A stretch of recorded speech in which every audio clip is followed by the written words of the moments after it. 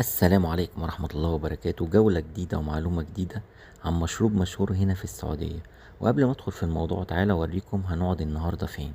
مكان جميل جدا ومريح للنفسية في بطحاء قريش مكة.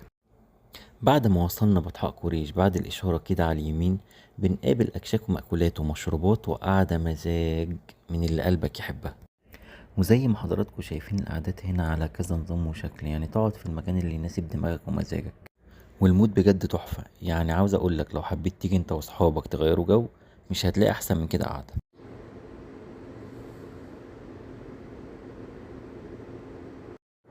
تعالى بقى معايا كده. شايفين الجمال والروقان؟ قاعدة على الرايق وشوية تسالي على كيفك. والإضاءة دي بتاعت الفانوس عاوز اقول لكم عاملة جو تحفة. ندخل بقى على المشروب الجميل اللي احنا جايين النهاردة عشانه، شاي الكرك. شاي الكرك اصله هندي وانتشر في الخليج، وبيتميز ان نكهته قوية عشان بيغلوه مع الحليب ومع الهيل والزعفران واحيانا القرنفل، وبيختلف شوية عن الشاي العدمي. يعني شوف الطريقة كده، هما بيحطوا الحليب وبيتغلى في البراد مع الشاي غير الشاي العدمي. بعد ما بيخلص الاضافات كلها بيروح يحط المية المغلية ويسيب بقى البراد يسخن على النار شوية زي ما حضراتكم هتشوفوا كده بالظبط.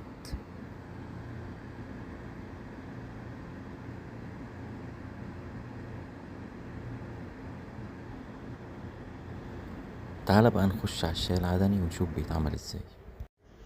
الشاي العدني اصله اليمن، بيتعمل بالشاي والحليب برضه، بس بيكون اخف شوية وبيتحط عليه قرفة وجنزبيل بدل الزعفران. مش بنغلي اللبن مع الشاي زي ما حضراتكم شايفين قدامكم بالظبط كده.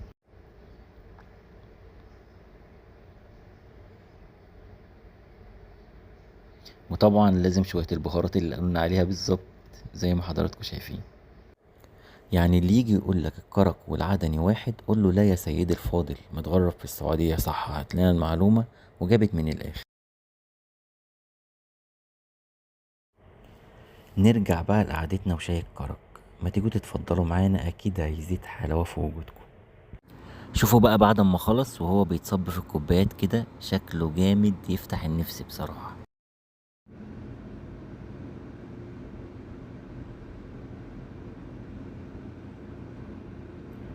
ومن الحاجات الجميلة اللي بتميز المكان قريب جدا من الحرم المكي، وعلى طول في وش جبل سور، جبل الغار اللي كان فيه سيدنا النبي عليه الصلاة والسلام وابو بكر الصديق.